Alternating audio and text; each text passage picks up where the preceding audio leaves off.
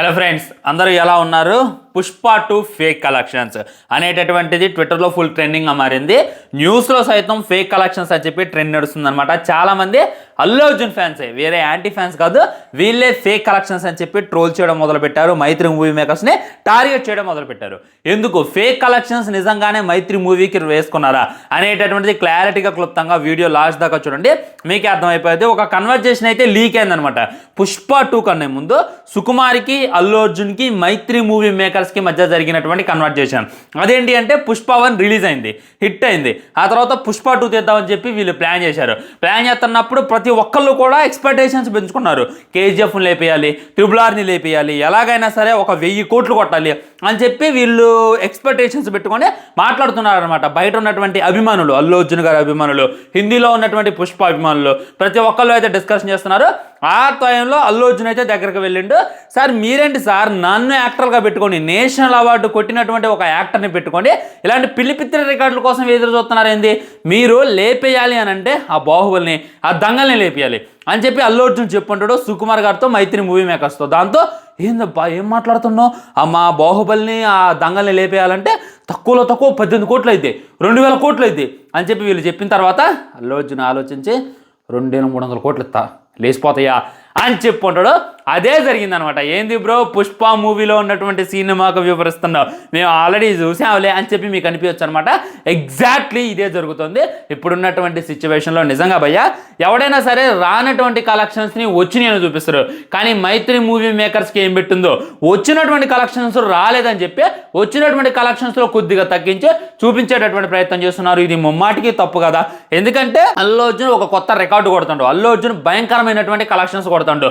పుష్ప 2 ఏదైతే ఉందో ఇంకనైనా కానీ హౌస్ఫుల్ నడుస్తూనే ఉంది. నార్త్లో ఎక్కడ చూసినా కానీ పుష్పగాడి నామస్మరణ అనిపిస్తుంది. ఈ టైంలో వీళ్ళు కలెక్షన్స్ చేయటం ఆపేశారనమాట. అసలు ఏం జరుగుతుంది, ఎందుకు కలెక్షన్స్ చేయట్లేదు అనేటటువంటిది క్లారిటీగా క్లుప్తంగా ఈరోజు ఈ వీడియోలో మాట్లాడుకునేటటువంటి ప్రయత్నం చేద్దాం. ముఖ్యంగా వచ్చినటువంటి కలెక్షన్స్ని ఒక అల్లు అర్జున్ అభిమాని చెప్తే మీరు నమ్మకపోవచ్చు, మైత్రి మూవీ మేకర్స్ చెప్తే నమ్మకపోవచ్చు, సినీ ఇండస్ట్రీ చెప్తే మీరు నమ్మకపోవచ్చు, ట్రేడ్ వర్గాలు చెప్పిన, ఎందుకంటే కొన్ని ట్రేడ్ వర్గాలు ఉన్నాయి. కావాలని చెప్పి వచ్చినటువంటి కలెక్షన్స్ని ఫేక్ అని చూపిస్తుంది, రానటువంటి కలెక్షన్స్ కూడా వచ్చినట్టు చూపిస్తున్నాయి, నమ్మకపోవచ్చు.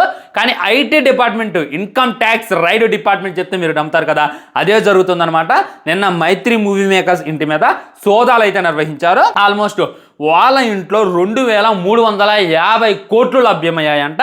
వీళ్ళు అఫీషియల్గా చూపించింది ఏదైతే ఉందో 1830 కోట్ల మట్టికే. ఆ తర్వాత ఏ విధమైనటువంటి పోస్టర్ లేదు.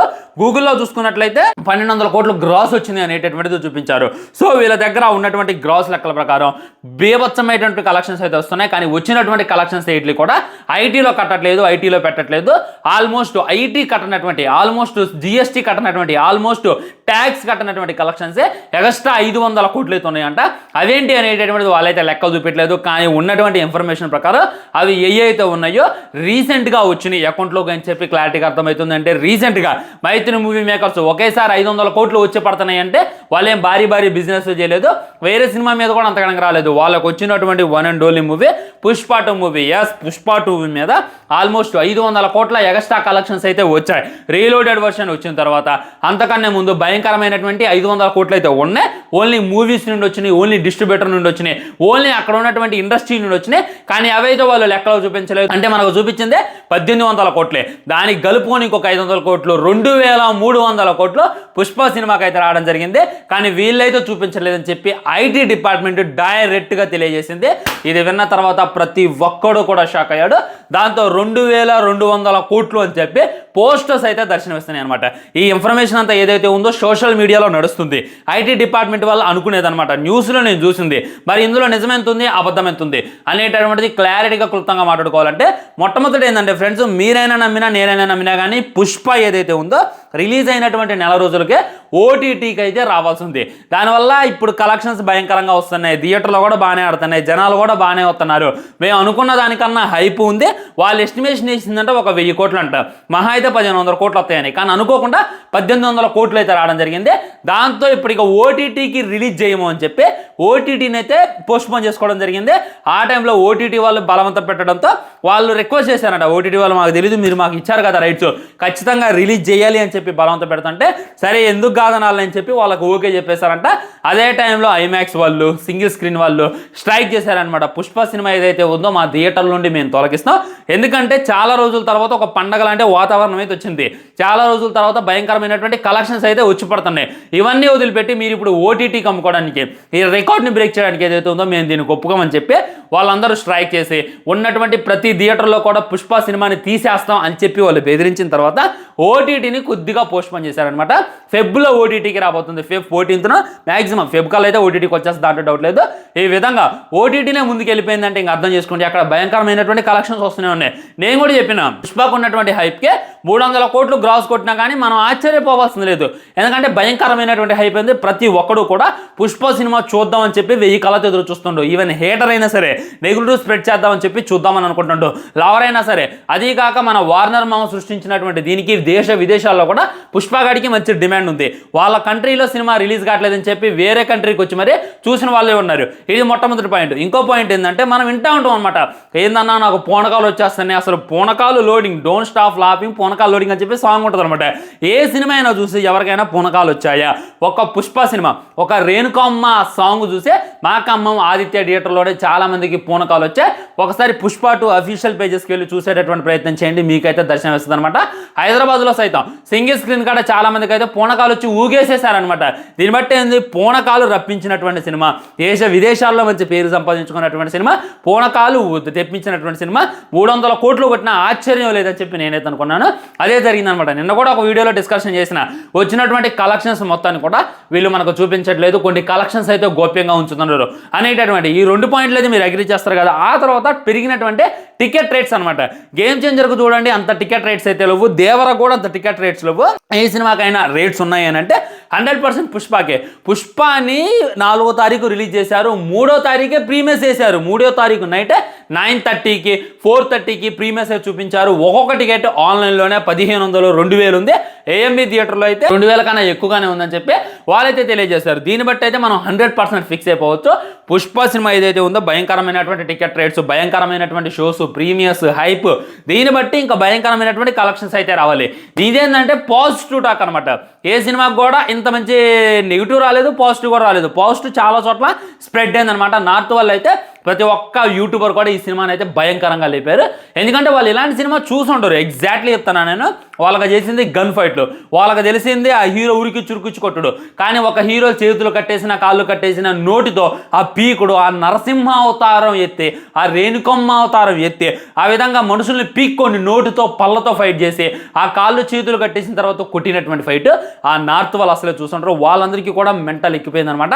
ఇక దాంతో ఫిక్స్ అయిపోయారు ఈ సినిమా హిట్ అని చెప్పి. అందుకే వాళ్ళు భయంకరమైనటువంటి పాజిటివ్ టాక్ ఇచ్చారు. మనోళ్ళు మట్టికి స్టోరీ లేదు, గీరీ లేదు అని చెప్పన్నారులే, కానీ నిజం చెప్తాన్నా పుష్ప 2లో ఉన్నటువంటి స్టోరీ లేని మీకు కానరాదనమాట. చాలా డెప్త్ స్టోరీ ఉంది. మొట్టమొదటి ఏంటంటే వాళ్ళ భార్యకి మాటిచ్చాడు సీఎంతో ఫోటో దిగి తీసుకొస్తా అని, ఇది మొట్టమొదటి, ఇది ఎమోషన్. ఇంకోటి ఏంటంటే బన్వర్షన్ షికా అవుతున్నాడు, వీడితో ఛాలెంజ్ చేసిండు, నీకు తెలియకుండానే ఎర్రచందనాన్ని దాటిస్తానని. ఇక్కడ ఎమోషన్ ఉంది, ఇక్కడ ఛాలెంజ్ ఉంది. పోయి బన్వర్ సింగ్ని బతిమలాడుకోలేడు, బన్వర్ సింగ్కి సారీ చెప్పలేడు, బన్వర్ సింగ్ దగ్గర తగ్గలేడు, భార్య దగ్గర తగ్గలేడు. వీళ్ళిద్దరి దగ్గర తగ్గకుండా ఒకవైపు ఎనిమిని ఎదుర్కొంటేనే ఇంకోవైపు వైఫ్కి ఇచ్చినటువంటి మాట కోసం జర్నీ చేసేటటువంటి సినిమానే పుష్ప సినిమా అని చెప్పి క్లారిటీగా అర్థమవుతుంది. ఇది ఏదైతే ఉందో first half okay, second half ఒక అర్ధగంట ఓకే, లాస్ట్కి ఏదైతే ఉందో ఇంకొద్దిగా ఎమోషన్ టచ్ అనేటటువంటి తీయాలి. ఇంకా కంప్లీట్ అయితే కావట్లేదు. దానికోసమే రేణుకమ్మ అవతారం ఎత్తడం, ఆ తర్వాత తన యొక్క కూతుర్ని కిడ్నాప్ చేశారని చెప్పి వెళ్ళి వాళ్ళందరితో ఫైట్ చేయడం, ఇది ఏదైతే ఉందో ఎక్స్ట్రా స్టోరీ అనమాట.